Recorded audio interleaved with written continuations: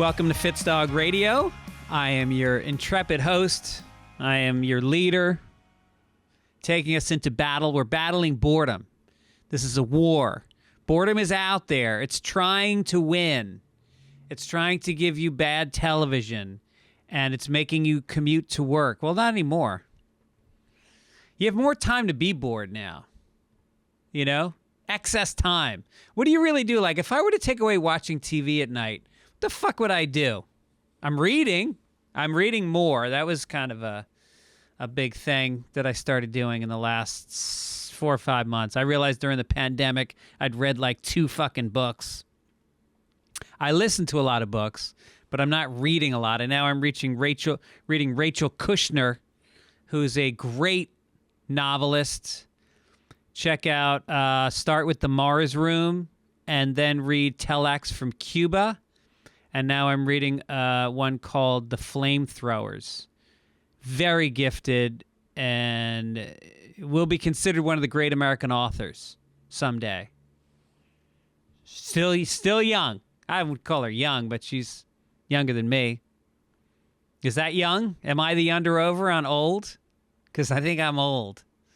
Anyway, I'm right now about halfway done with a very large volume on Napoleon, because I realized I knew nothing about Napoleon Bonaparte, who was a French madman. This was everybody thinks about him as short. He wasn't even that short. He was just a guy who came out. He was born in Corsica. Family was well off. They were not. They were minor nobles, nobility. And he just worked his way up through being fucking smart. He was not a good athlete. He was not. He was schooled abroad, so he was made fun of because he was Corsican, which was not pure. You know, the French, they want everything purebred. And so he worked his way up through the military. But, I mean, my God, it's such a great story until you start getting into... There was the Napoleonic Wars, which took place around the turn of the 19th century. No, 18th century, right? I always get it wrong. The 18th century starts in 1800, or it starts in 1700. Anyway, this was around 1790 through 1815 was the Napoleonic Wars. Around there. Don't correct me. It's like part of that period of time it took place. Anyway, he fucking attacked everybody. This dude who knew nothing about the desert fucking packed. At first he fights Austria, and they go through the winter storms of Austria with hundreds of thousands of men into the fucking crazy, and wins. And then he's like, let's attack Egypt. Why?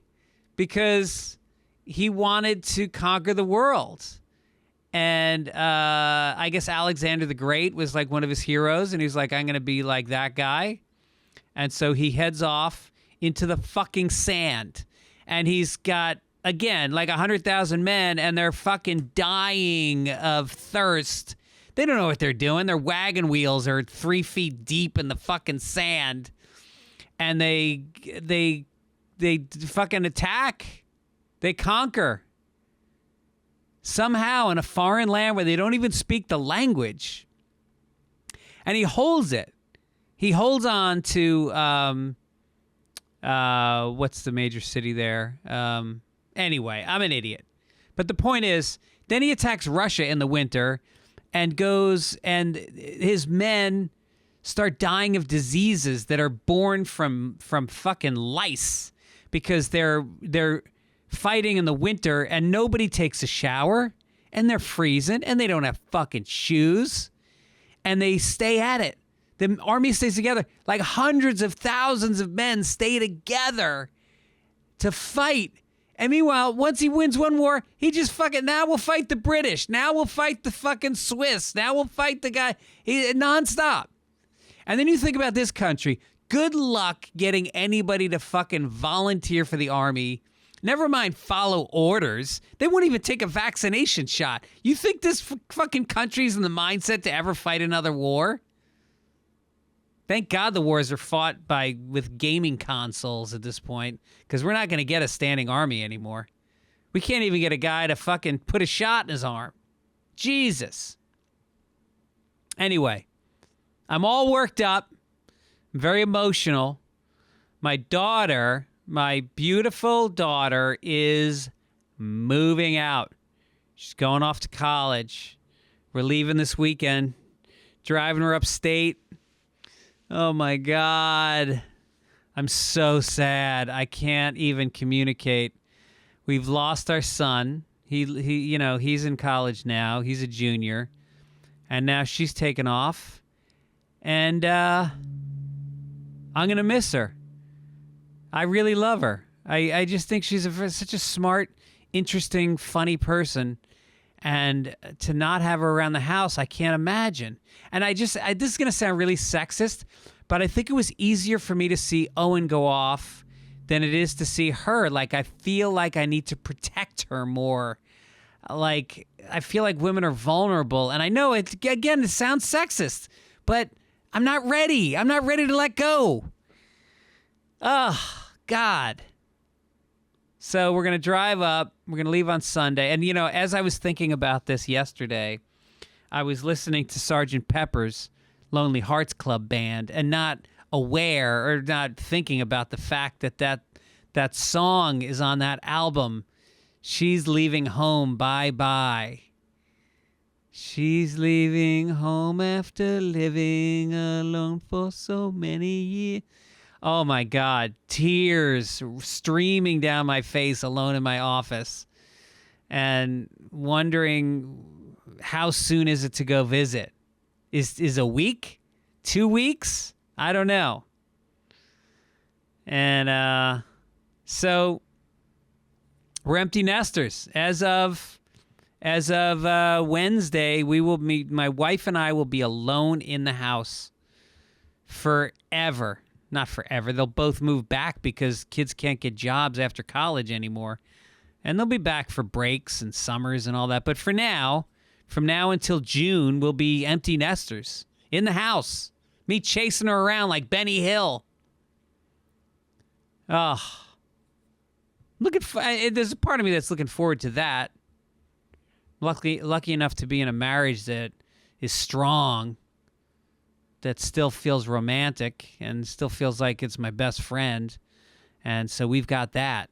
So many marriages dissolve after the kids leave for college.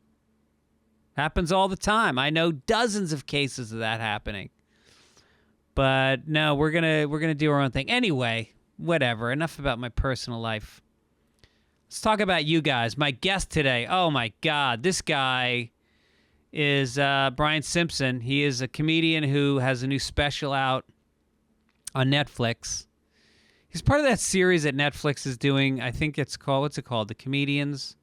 The Stand-Ups, it's called. And they put out 6 half-hour specials from some up-and-coming. Mark Normand has one. So it's not really up-and-coming. He's come many times. And Brian is a guy that people haven't seen, and you're about to hear a lot from him, is my prediction. I think he's going to be a big comic. He's just really that good. Anyway, we had a great talk this past week, and we're going to play the interview in just a few minutes. But I thought I'd read a little bit of mail. JJ wrote in and says, I don't identify as a fan for anything. Fan equals fanatic. I don't run around cheering for things I like. I don't make my whole life about one thing I like. Like you said, I'm a listener. But I'm not running around saying, Fitzdog, everyone else sucks. I don't want that. I say it again and again. I never call people my fans. I always say listeners. It's just so weird. It sounds so exclusive. It sounds so much like I'd be jealous if I found out that you listen to fucking WTF with Mark Maron. All right, I'd get a little jealous. Anyway, he says, I like that you never named your fans. I like some podcasts where they do that, but I don't like that they do that. I don't know what that means. Pete Holmes calls his fans the weirdos. The mommies on your mom's house. Santino just says whiskey ginger fans, which is more palpable. There's so many things I could call you guys. I could call you the dogs, the Fitzdog, the puppies. I don't do it. You're better than that. If I do that, fucking leave my podcast immediately. We're all better than that. Let's just be adults about this. What if I just called you guys the assholes and never explained it? Would you own it? Would you take that on? Like, how obnoxious can you be to your fans? Like, what can you call them and get away with it? Like, I bet you if Kanye called his fans the assholes, they would go, all right, that's what he said, so we'll go with that. They'd fucking own it. I think if Billie Eilish called her fans the cocksuckers, they'd be like, Billie said we're the cocksuckers. I'm a cocksucker. I'll get a t-shirt with my mouth wrapped around a juicy, thick one.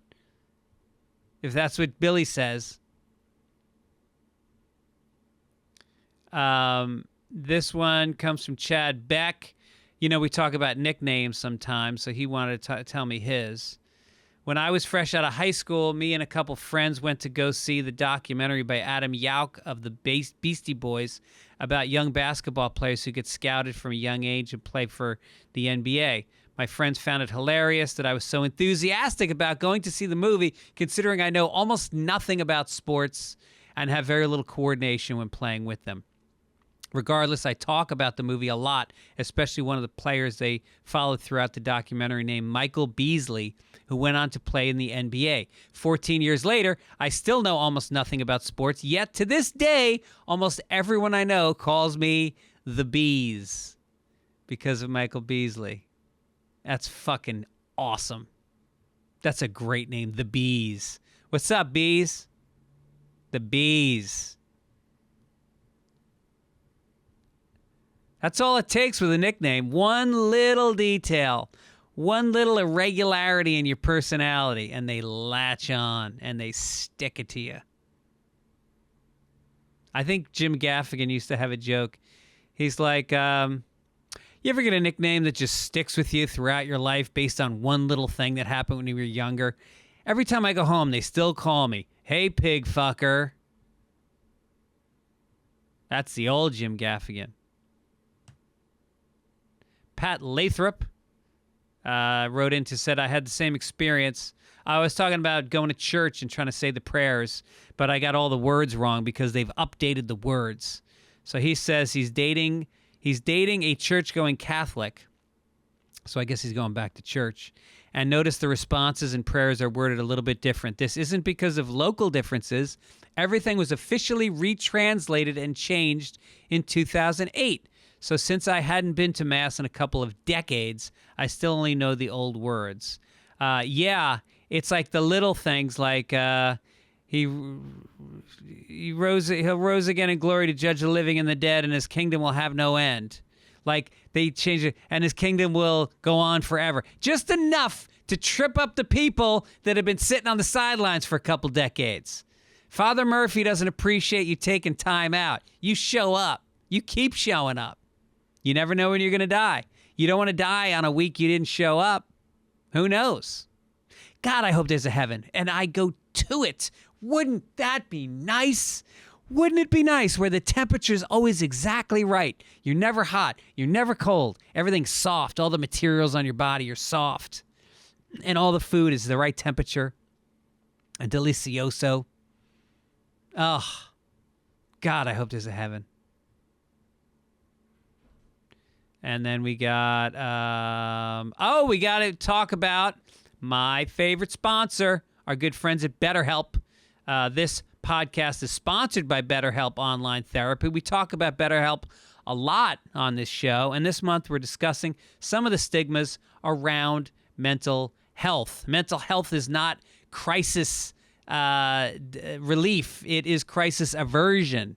It is about, like going to the gym, like eating nutritiously. Mental health is something that you should pursue. And, you know, part of that is exercise. Part of that is nutrition. But a big part of that is, you know, reaching out and discussing your issues with a healthcare professional who can help you keep things from getting worse. So I have done it for many years. I am who I am today because I made that. And look, it's not easy. I'm not going to sit here and say to you, you just plug in for an hour and then you're good for the rest of the week. The thing about BetterHelp is they've got people that stay in touch with you. My therapist will text me during the week and see if I'm following up on a journal thing that we were working on and things like that. Cognitive behavioral therapy, which I highly recommend for most people, is something that you have to do a little bit of fucking put a little elbow grease into, and then it works. So I'm telling you guys right now to get involved in the new year. So BetterHelp is customized online therapy that offers video, phone, and even live chat sessions with your therapist, so you don't have to see anyone on camera if you don't want to. It's much more affordable than in-person therapy, and you can be matched with a therapist in under 48 hours. Give it a try. See why over 2 million people have used BetterHelp online therapy. And Fitzdog radio listeners get 10% off their first month at betterhelp.com/Fitzdog. That's betterhelp.com/Fitzdog. Get involved, people. You'll love me for it. You'll love me more. You'll be Fitzdog's. Also, I have a little tour, folks. If you want to come out and see some live stand-up comedy, I'm going to be at Laugh Boston, January 13th through the 15th. Then I'll be at Helium in Portland on January 20th through the 22nd. Then I will be at the Funny Bone in Syracuse, January 28th and 29th. All tickets are available, indeed, at Fitzdog.com. Lexington, Kentucky next month. All right. Here we go. This guy, you might have heard him on Rogan. He's been on Rogan a couple times, and he is a guy who I know I saw him. I've seen him do stand-up on other shows, but this is like a real breakout year for this guy, and I'm really excited that he's on the podcast. He grew up as an orphan, not an orphan. What do you call it? Foster care. Grew up in foster care. He's in the military. He's done it all. And we get into all of it. And you can check him out live if you get a chance. He's at the Comedy Store a lot. And otherwise, you can listen to him right here. This is my chat with Brian Simpson.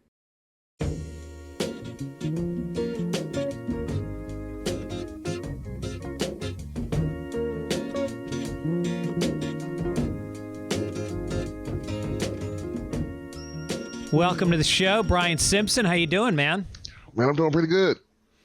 Happy New Year. We can still say that. I give myself 4 days to say Happy New Year, and then I cut it off. Really? Yeah. It feels like a stretch after a week.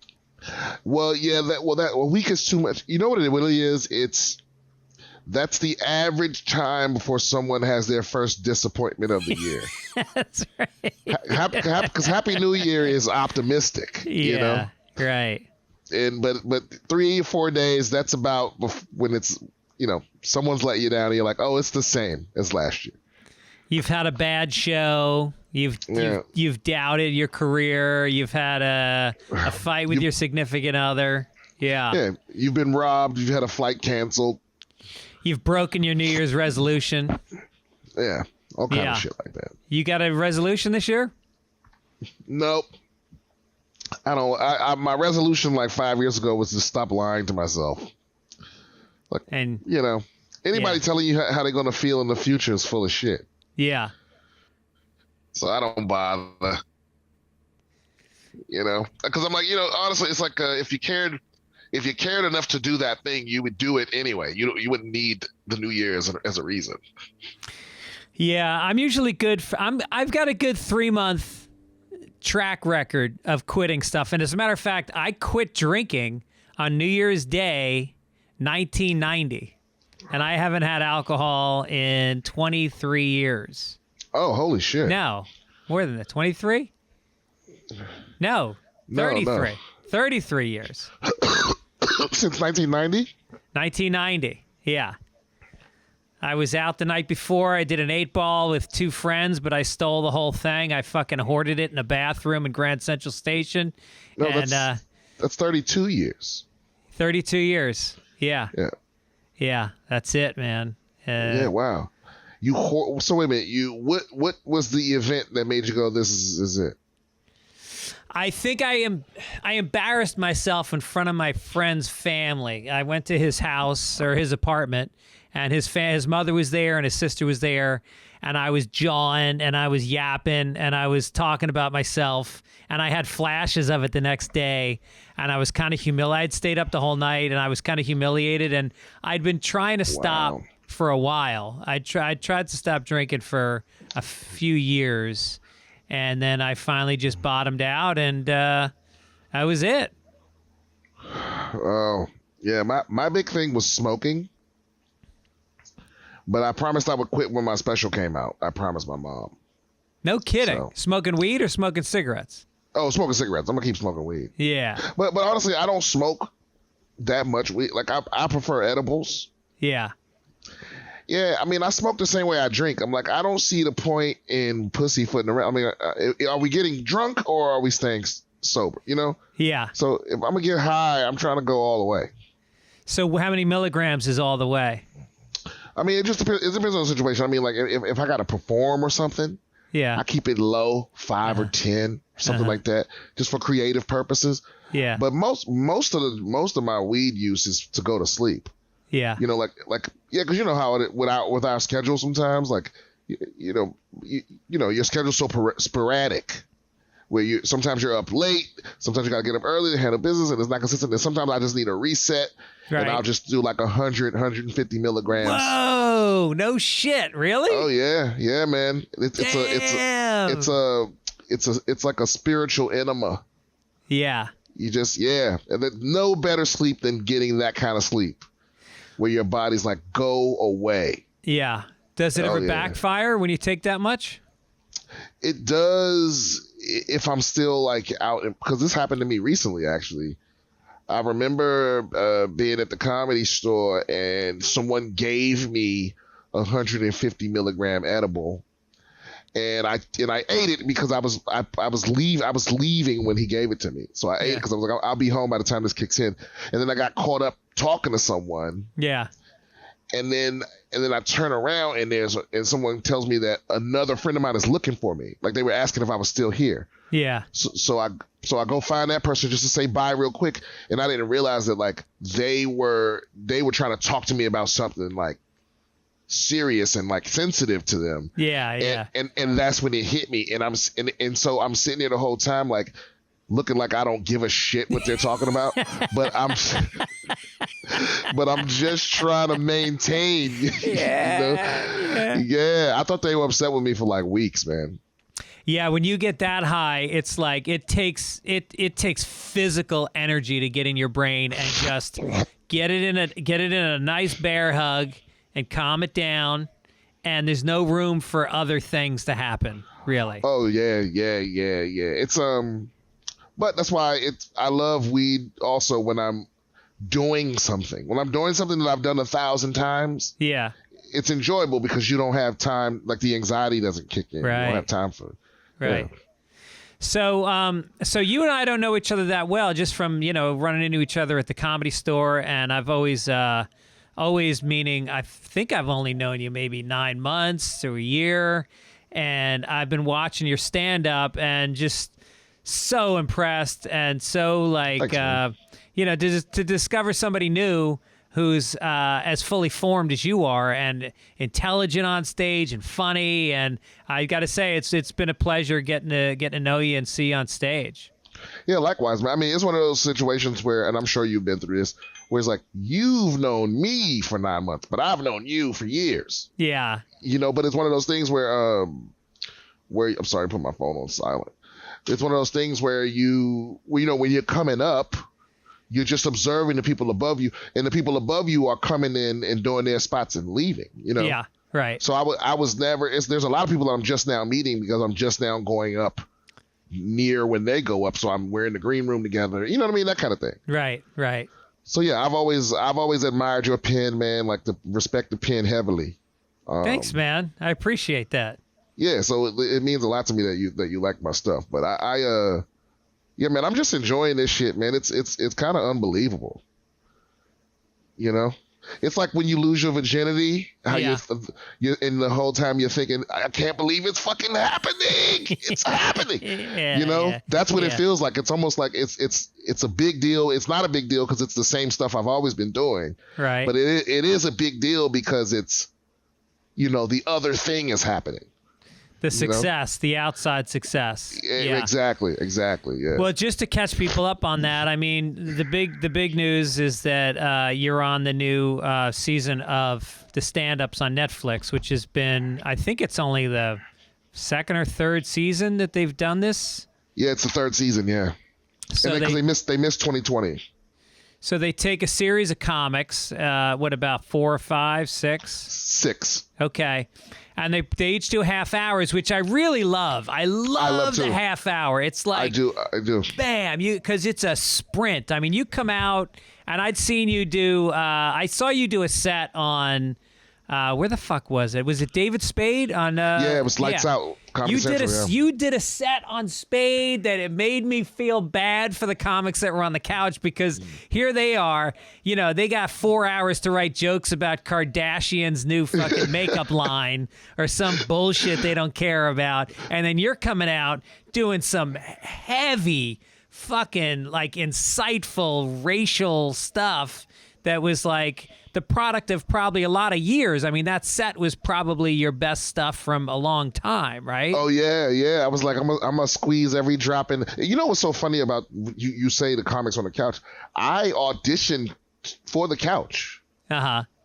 But I can't, as good as I am at writing jokes about deep things that I care about, it is impossible. I cannot write jokes about things that I don't give a fuck about. That's why I fail, and every time I try to get into like a late night writer's room or something like that, I just can't.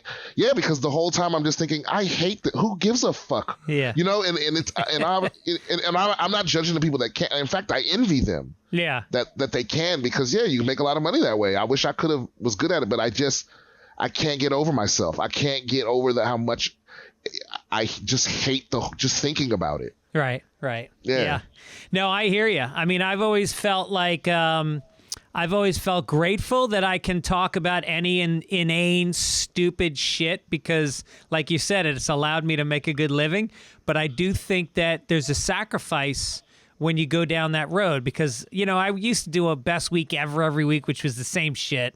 It was just talking about nonsense. And I think you can lose yourself a little bit in doing that because you look at somebody like Bill Burr, who's never done anything except exactly his voice. And there were probably times where he wished he could go into a writer's room and make a few bucks or whatever. But I think that what maybe is what you think is a deficit now is something that just makes you get that much more into your own skin.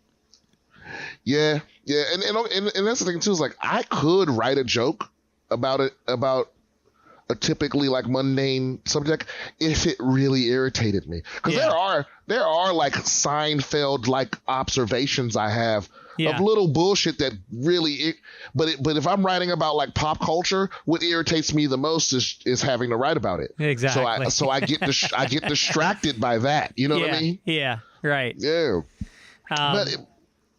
But it's nice to get to like the respect of other comics while also getting the success. That's what's been the craziest thing about all of this right now is like usually everyone loves you until you get something, and then they start. I mean, there's still time. I mean, the special came out on December 29th, and it's only the 3rd or the 4th, so there's still time. But not a lot of negativity. Oh no. The hate's coming, Brian. The hate's coming. Yeah, it's a matter of time for sure. Yeah. If you're not getting any hate, then you didn't try hard enough. Because that really is it. It's like when you come up with people, there's the people that like. I think it's natural to get competitive and probably resentful because if you don't think you're better than everybody else when you're starting out, you're probably not going to do that well. You really need some swagger, and you need a big head, and you need to be. And then as you do it longer, then those people you were competitive with, I think you embrace more. as you start to realize there's room for everybody. Well, I think some people, I think some people because there's like a competitive maturity, right? Like there's levels to it where some people are competitive in the wrong way. Yeah. Where it's like some people want to be called the best more than they want to be the best. You know what I mean? Right. Because the analogy I like to use before was like, it's like if I murdered every other comedian, I would be the best comedian. But I wouldn't be any better than I was yesterday. You know what I mean? Yeah. And it's like, but some people will prefer it that way. And it's like, but I would rather get better than you. Right. You know what I mean? I'd rather be 10th or I'd rather be 1,000th and earned it than try to take some kind of shortcut and be placed above you. It's kind of stupid to me. And honestly, it goes from joke to joke to joke. Yeah. It's not like one day you're this level of comedian and then you're just that from now on. Yeah. Right. It's like sometimes, it's people you don't see them in a long time and then they have a bit and you're like, Jesus fucking Christ. Right. Right? And then sometimes you're like, that was stupid. And we go back and forth tit for tat. Yeah, all the comics that I really admire that I came up with, I'm friends with most of them. Yeah. Yeah. Yeah, and the ones that I'm not, they aren't funny. Right. Like they aren't that funny. No. Are you friends with people that are not funny, but you consider them good friends anyway? Comics? Yeah. I mean, I'm friends with people that I don't think will ever excel at stand-up. Uh-huh.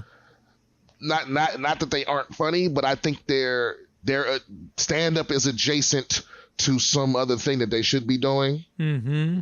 You know what I'm saying? But yeah, I am. Yeah, I started with a lot of guys that people were like, man, you should just write. And some of those guys, like Jonathan Graf was a guy I started with in Boston. He's one of the biggest showrunners in Hollywood right now, but he was always a comic that you went like, you respected him, but you saw it was never going to take him to that next level. And there's so many paths you can take as a stand-up. There's so many ways you can make it. You can make it as an actor. You can make it as a podcaster. You can make it as an author. There's people that go in a lot of different directions, and I think you got to give yourself that freedom to not. Some people are so in love with being a great stand-up I'm not gonna mention names, but there's certain people like you go like, stop banging the fucking stand-up drum so hard. You're the best at this other thing. Just be that.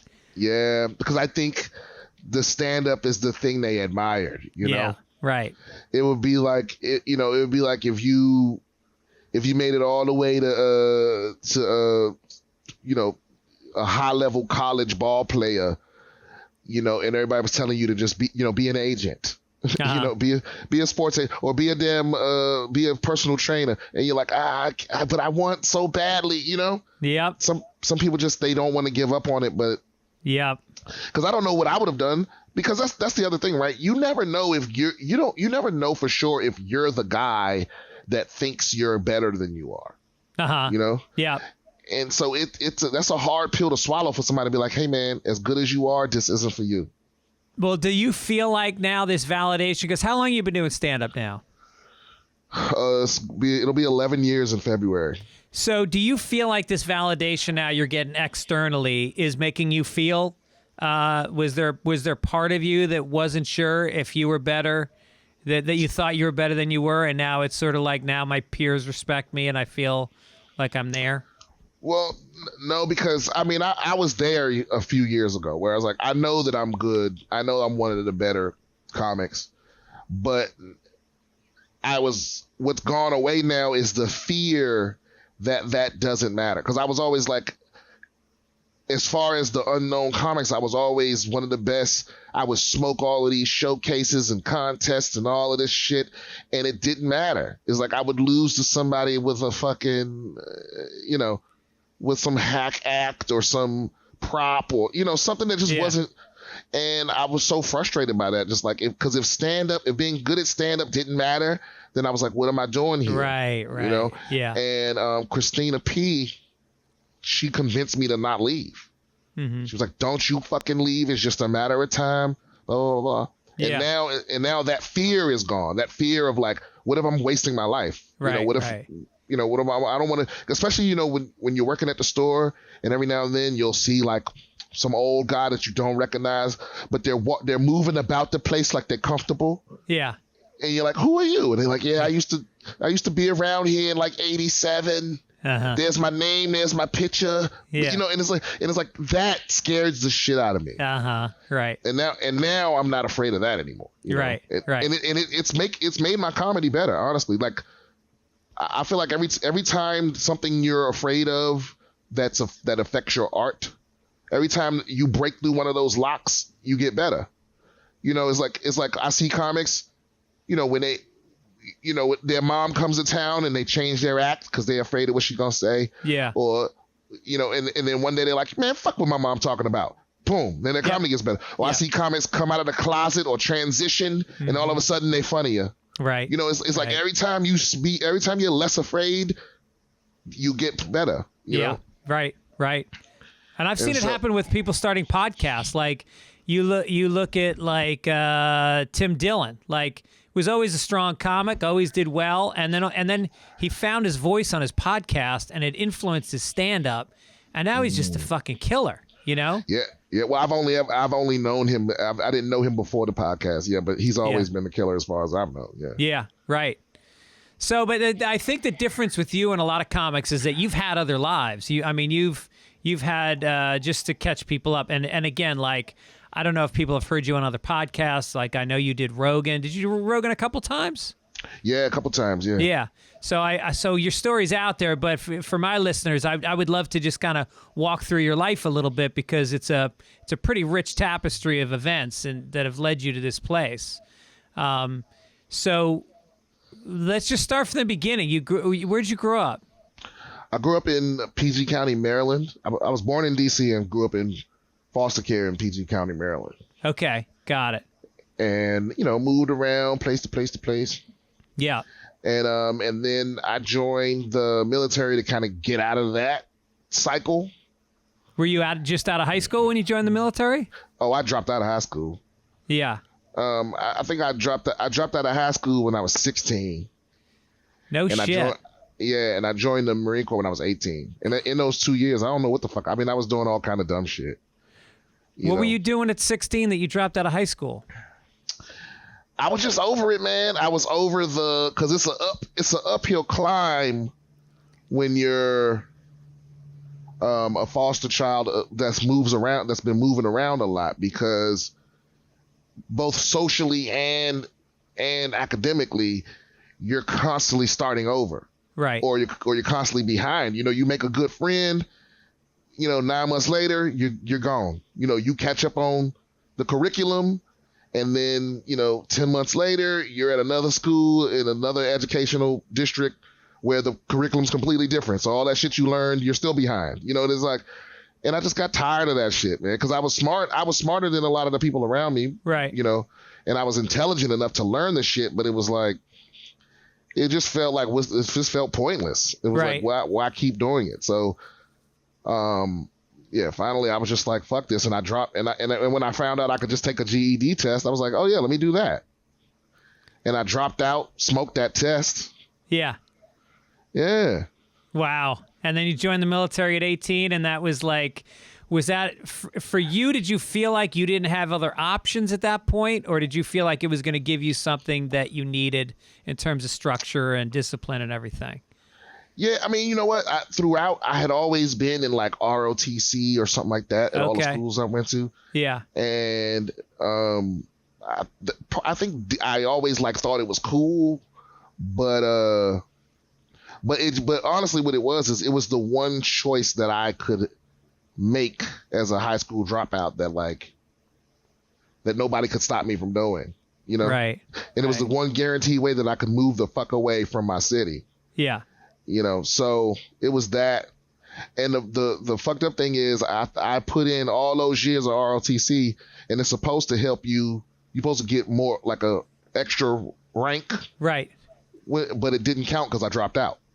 Oh, I see. You would have gone in as what, like a second lieutenant? No, hell no. No, it's not that serious. That's if you do ROTC in college, I think. Right. If you're an officer, no, this is enlisted shit. You know, you'd have gone in as instead of a private first class, which is just the second lowest. You still scum. You're just not the bottom. Yeah. Right. And why did you sign up with the Marines versus the other branches? Because I'd been in all of the ROTCs, I think, except the Navy. But basically I tried to join the Air Force one, but I had I had gotten caught with like possession of marijuana. Uh-huh. And when they found out about that, they were like, "You're not Air Force material." Oh. Yeah. So, and I called back to Kurt because he hung up on me, the Air Force guy, and I called back like to curse him out. But they're in the same building, and the Marine picked up the phone. It was like, "Man, hey, yeah, I'll come get you." You know, it's like, all right. That's great. Yeah. So this is the Marine Corps would take me. They wanted me, so it was like I went. Because that's a tougher program, right? Marines? The Marine Corps? Yeah. It's tougher. It's tough. The Marine Corps is hard. Theoretically, it's physically more and emotionally more demanding. Right. Know? But I took the little practice ASVAB in his office. Yeah. Which is basically like the SATs, or it's like the entrance exam or whatever. For the military, so they can see if you're, because there's certain jobs you can't get there's certain jobs you can only do if you're smart enough in certain areas. Okay. Yeah. So, and I smoked the practice test, and he was like, "Oh, you could do any job," because I wanted to do I was like, well, I thought the only jobs was combat jobs. Yeah. You know, he was like, no, don't do that, motherfucker. You can be a analyst or engineer or any of this shit and have a good job when you get out. Yeah, he hooked me up. Thank God for him, man. And what year was this? This was 2001. This was like early 2001. Okay. And this was before 9/11. This was like March. March is when I left, but I signed up in like January. No shit. Wow. Yeah. And then so you got deployed in the first year that you were signed up? No. A lot of people forget that we did, because I only went to Iraq. Okay. So I think we didn't even go to Afghanistan. I don't think until 2002. But Iraq was 2003. Right. Yeah, we very, very slow response. Yeah, right. And so where'd they send you until you went over? Until we went over the border? Yeah. Oh, when I got out of boot camp, I was stationed in San Diego. Okay. And then when we got deployed, we were all sitting in Kuwait just waiting for the war to start. Or if it would start.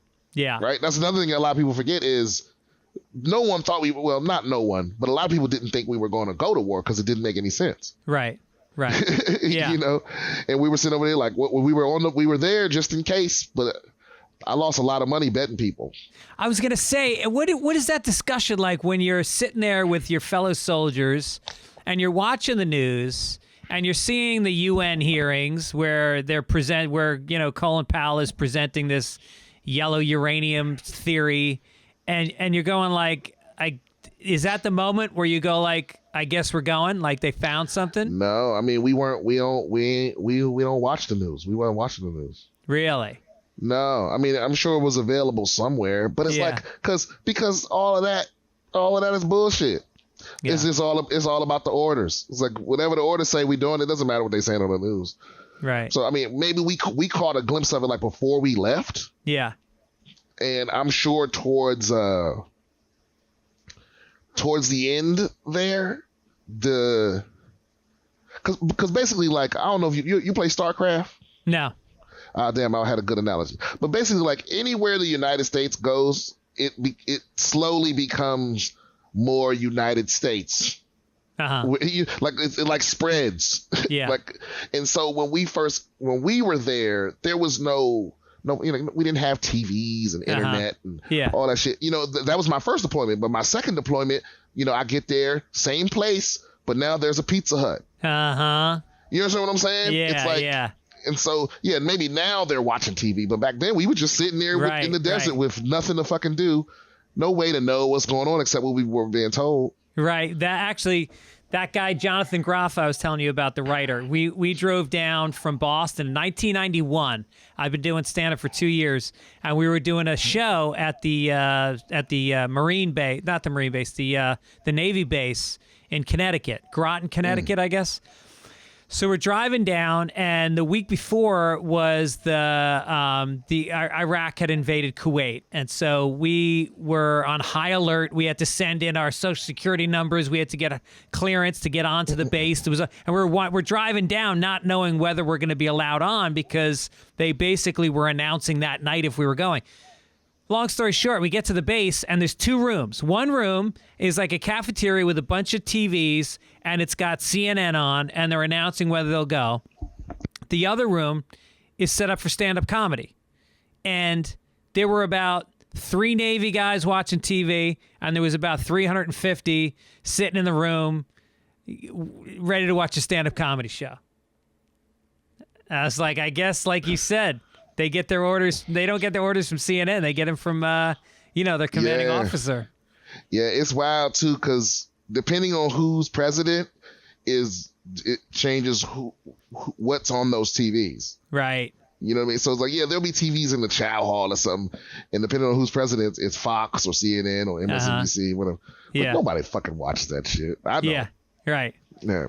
So how long were you over there for? You did 2 tours, you said? Yeah, 2 tours. I think it was for total 11 months or 13 months or something like that. Uh-huh. Easy breezy. Yeah. Really? No shit. I went out of my way to do as little as possible. Like it's weird too because I know that I'm a minority in this because a lot of my fellow Marines, they wanted glory, especially since we weren't grunts.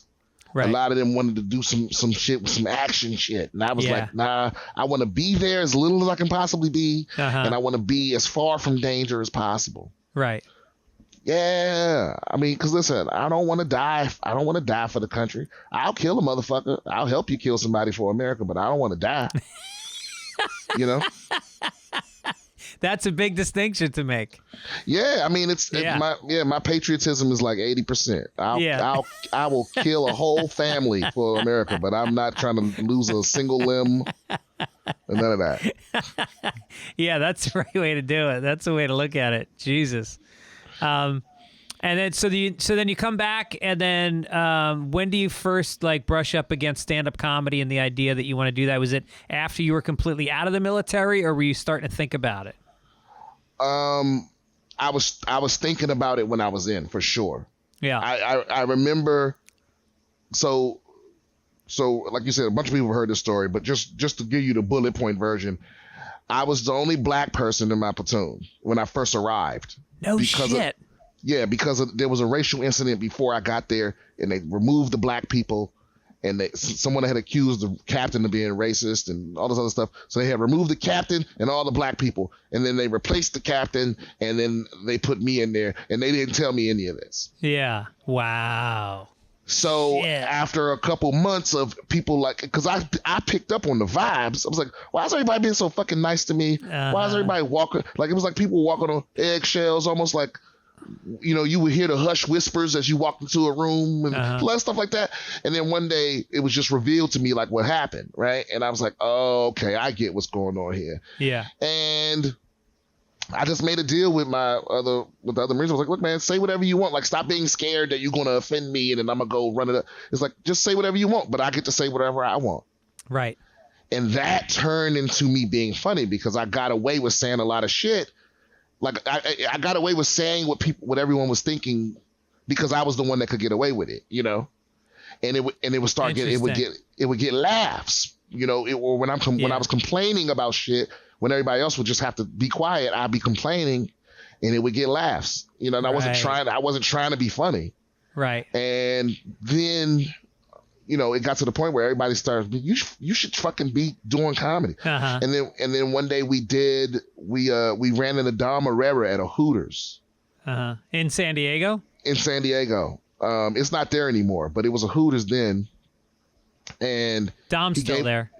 Yeah, Dom's still around.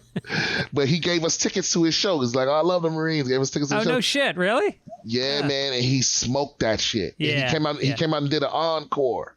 Wow. It was great, man. And that was the night that I decided, like, I'm going to do it one day. I'm going to try it one day. Was that at the Comedy Store in La Jolla, or was it at Cap City? I remembered it being at the Comedy Store in La Jolla, but when I saw him, he was like, I never performed there back then. Okay. So whatever the fuck. It was somewhere down there. Yeah. And but I still didn't try it until well after. I think I didn't. But I went home that night and wrote a joke. Uh-huh. And I didn't try that joke on stage until 6 years later or something. Like that. Right. But it worked. Yeah. Yeah. It worked. And so that's. I could see Dom inspiring you. I mean, he's a guy who is grew up tough upbringing, and talks about race in a very honest, or his honesty, whatever comes into his head comes out. That's the thing. I never studied his comedy or nothing like that. Yeah. I think I was just blown away by what he was doing to this room full of people. Yeah. Like because this was Dom at the height of his powers. Like he was just fucking crushing, man. Yeah. Just destroying in his place, like effortlessly. Yeah. And I was like, I want to be able to do that. Uh-huh. Yeah. Yeah. Wow. And and still, I don't know if I've ever killed as hard as I saw him killing that day. But I might just be remembering it better than it actually happened. No, there was. I think Dom is one of the guys I would say I've seen kill as hard as anybody I've ever seen. He really went. Yeah. And again, when you see it done effortlessly, it's that much more. Because if you're a sweaty comic and you're up there jumping up and down and screaming and you get a big response, it's it's part of that response is parallel to the energy that you're putting out. But when you can put out a low energy and get a big response back, that's a rare gift, Oh yeah, for sure. Sure. Yeah. And then what happened? You also worked at the Pentagon at a certain point. Was that after you came back from Iraq? Yeah. Well, that was after I got out of the military. Oh, okay. So that's not a military job. Nope. Okay. I got out of the military. So I think I saw Dom in 2003 or 2000. Yeah. No, 2004, because I was in Iraq 2003. I saw Dom in 2004. I got out in 2006. And then I moved. I worked at Intel for a little. I moved to Oregon and worked at Intel for a little while. And I got fired from that job. And I moved back home to Virginia, and I worked at the Pentagon for a couple of years as I was a subcontractor. It wasn't a government job. No shit. And then they renegotiated the contract, and they had to fire one person from each department. So since I was a new person, they were like, "Sorry, man." Oh shit. Yeah, but they hooked your boy up though. That was the first job I ever had where there was a severance package. I didn't even know what that meant. Yeah, right. Oh, it was like, we're sorry for firing you, but here's a lot of money so you can get back. It was like, every job should do this. Yeah, right. And then so I moved back to San Diego. Now by this time, all my friends are out, and a lot of them stay behind. And one of my homies was growing weed, so I was like, oh, I'll just help him do that. Uh-huh. And I was not good at it. At the actual agricultural aspect of it, or the selling of it? Right. Because like I said, if I don't really give a fuck about something, I just can't. I'm smart enough to do it. Yeah. But I hate it. Like, it's because it just seems so dumb. I was like, why are these plants so fickle? I measured it just like they said.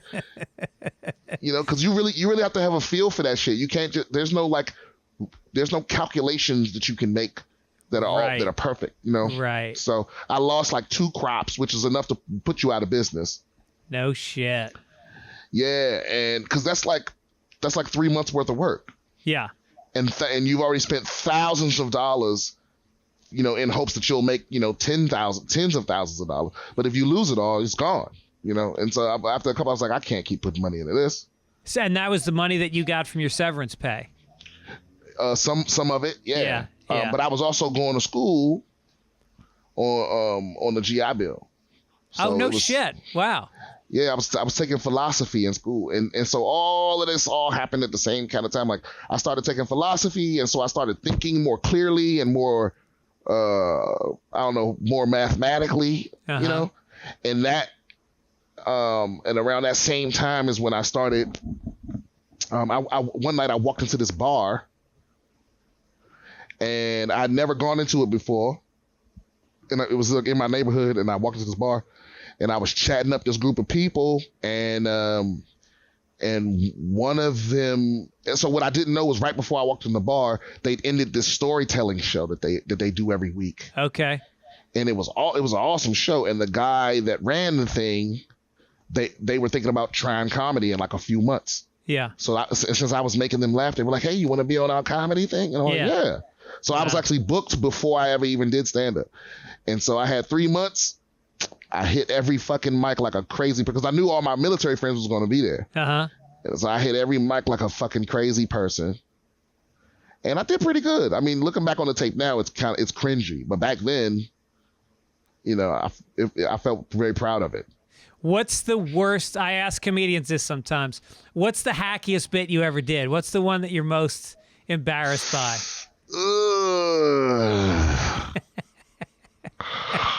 I don't know. You know what it is? I hate it, but some people still love the bit. But I think maybe the hackiest bit I ever did was I had an Asian driver bit. And I and the bit was basically Asian people can't drive, but they're great at video games. So what if we just put a high score in the windshield? And we have a little computer voice that's like, "You used your turn signal, 500 points." And it was this whole elaborate. Hilarious. Right. And I'm not ashamed of it, but it's a pretty hacky premise. But to be fair, to be honest with you, I like hacky premises. Yeah. I like the challenge of someone going, "That bone has been picked clean," and I go, but I found this up, this one little morsel. Yeah, because a hack premise is fine. A hack premise and a hack punchline is not, to me. Exactly. There's a reason why there's a lot of airplane jokes, because it's like a shared social experience that's very intense. People have anxiety while they're flying. There's observations that are going to be made. I got a new airplane joke I've been doing lately, like you said, I take a certain pride in that. I take a pride in going like, I got a colonoscopy, and I'm going to fucking talk about it because it happened to me different than it happened to anybody else. Exactly. And I think nowadays people are just quick to. It's usually people that aren't comics or aren't good comics. And it's just an easy criticism for them to make. Yeah, right. Oh, airplane jokes. Or, all we tell is dick jokes. And it's like, that's not true. Right. but half of us have dicks. Right. Yeah. So it's like, it's going to be there, but it's like, what are you saying? Yeah. Right. Yeah, because there's nothing new under the sun. Yeah. Do you think studying philosophy influenced the way you think about comedy or the way you write your comedy? Absolutely. Yeah. In what way? Because I think that it taught me how to look at things from all the angles. Right. From every to how to evaluate each perspective, including my own, with the same criteria. Yeah. Because one of the things I like to do, some of the best advice I ever got was, if my joke makes a point, also try to make the opposite point. Like, I'm just talking about in my writing process.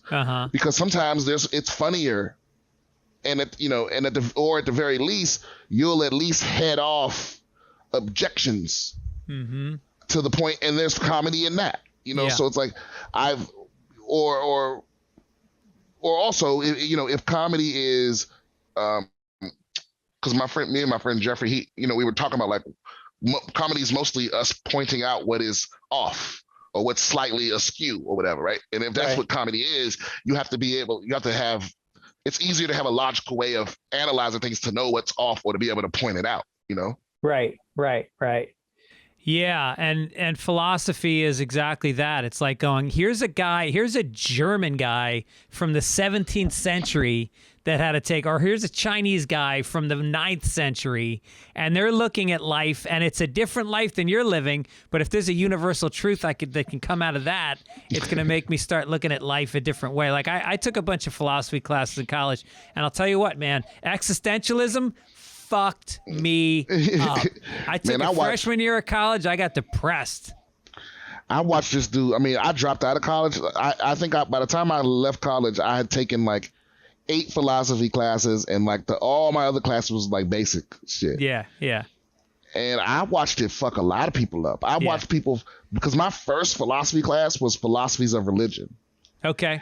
And the class started with like 50 people in it, and by the time we were done, there were like 15 people in it. Wow. Because you could see, like, and our professor was such a beast. I'm convinced to this day that like he was like a Harvard professor and got caught like fucking a student or something, and then he ended up at our community college. Because I was like, this dude is on another level. What are you doing here, right? Yeah. He was so good at, because he never told you what he thought. Right.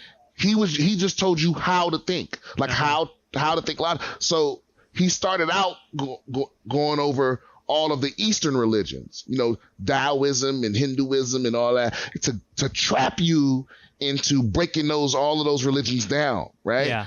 And then when he moved into the Western religions, it's like every time he hit a new religion, it would be less people in the class. Right. Well, like when he got to the Judeo-Christian religions, like every time, first he started with the Judaism and the Islam and Christianity, and every time he hit one, the class shrank because, you're fucking, like, when you mess with someone's fundamental beliefs, sure, yeah, they have to reevaluate all their beliefs. Well, especially when you go in that order. If you start with the Eastern religions and you work your way over, by the time you get to the Old Testament, it's reruns. That story's already been told. This is just new characters. Yeah, and you can't accuse him of being anti whatever you are, because all he's asking you to do is to do the same thing that you've been doing to all these other things. Right. So you're sort of forced to self-evaluate or leave, and a lot of people just leave. Yeah, right. Yeah. Right. It's profound. I mean, when I lost because I grew up very Catholic, like pretty strictly Catholic, Irish, Bronx Catholic, and I just got like, when I realized that all these stories, because it was a college class, it wasn't philosophy of religion, but it was religion as literature.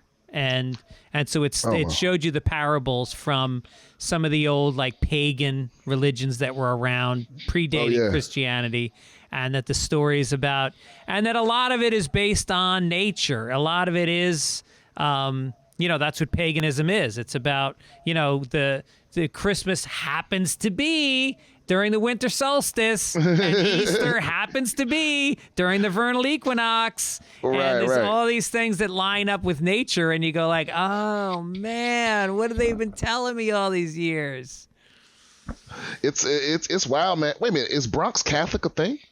Oh yeah. That's a specific, because I've never heard anybody say that. Well, it's very like my mother and my wife's mother went to the same Catholic high school in the Bronx, and they think the same way, or they did up to a certain point. And no, it's a very like it's very identity. When you live in the Bronx, you don't say necessarily what neighborhood you're in, but if you're Catholic, you say what parish. Like, where do you live? Oh, St. Benedict's. Where do you live? St. Helena's. Oh. And that's the school you go to, and that's the church you go to, and it's very tied into that. That's nuts, man. And see, and that's something that like just my upbringing, like, but just the foster care thing. That's a thing that I'll always be missing. Is I don't associate myself with any one place. Right. And so it's always weird. Like if I meet somebody from Maryland or from DC, and they ask me, when they found out I'm from the same place, And they go, oh, but where? You know, it's like, I don't really have an answer. It's like, right. I mean, I lived everywhere. I mean, I lived in all of the cities. Right. And I don't feel any particular loyalty to any of those. You know, I don't feel like any of those places gave me anything that would make them stand out. Right. You know? Yeah, I'm not like connected to any of that. So you studying philosophy in a way was you building your own worldview from scratch because you weren't given one. There wasn't like a culture that you were dropped into that you absorbed, and instead you had to come from the inside out a little bit. Yeah, exactly. I mean, it was sort of like, I mean, I wouldn't say that I didn't already have culture, but I didn't have, I didn't have identity. I think what it is that I had conditioned myself to, I was sort of a chameleon. I conditioned myself to just adapt to wherever I was. Right. And like earlier when you were talking about how losing yourself, right? It's like I didn't have a self to lose. Right. It was just like myself was whatever I needed to be wherever I was. Yeah. Which is bullshit. Yeah. You know? Yeah. And so at the age of like 24, 25 is when I finally started being like, wait a minute, who am I? Right. Because I was this person so that these people would like me, and I was this person so that these people would like me. But who am I for real? And so I was sort of doing that discovery at the same time that I was started doing comedy, you know, and writing and all of that. So, wow, that's amazing. Because you have such a sense of self now. I mean, that's the thing. I think that's the overriding thing I take away from anytime I've watched you stand up is this guy's in his own shoes on stage. He knows exactly where he's coming from. Well, that's what I learned from stand up is at some point it hit me that, and this actually happened just from another social thing. Because again, the way I learned to socialize, I had to start all over from scratch. Yeah. As an adult, you know, and so here I am, 30-year-old Dan, trying to make people be my friend and all of this other shit, and it just occurred to me one day that like, whenever I tried to adapt so people would like me, they liked me less. Mm-hmm. Or whenever I tried to shape my comedy to get a specific group of people to like, I don't even know how to explain it, but whenever I let who I wanted to like me affect my jokes, they weren't as good. Right. Or the people or the crowd is sitting you and they give you that slight little vibe of like, I don't buy this, you know? Right. And every time I was myself, or the more I fought to be myself, the better my shit was. So, you know, and don't get me wrong, I think it's a daily struggle to keep it, to be authentic and keep it real. Yeah. You know, sometimes I keep it real, and sometimes I go home and I spend the whole night going, you were such a little bitch today. You weren't yourself. Uh-huh. You'll do better, you know, but that's the thing I discovered this late in life is just the more you're yourself, the better off you'll be in the long run, because everything you get from being yourself, you get to keep. Right. You know, everything you get from being fake, you got to stay fake. Yeah. So you can keep it. Yeah. And so that's the struggle every day is like, do I be fake now so that I'm liked in this moment? Yeah. Or do I be myself and just deal with the consequences? You know? Wise words to go out with, my friend, for 2022. Be yourself, and they can't take it away from you. I love it. Exactly. Yeah. All right, well, listen, I want to tell people to check out this series, The Stand-Ups, Season 3 on Netflix right now. You're in good company, Mark Norman, and I forget the other people on it, but those are the two I've watched so far.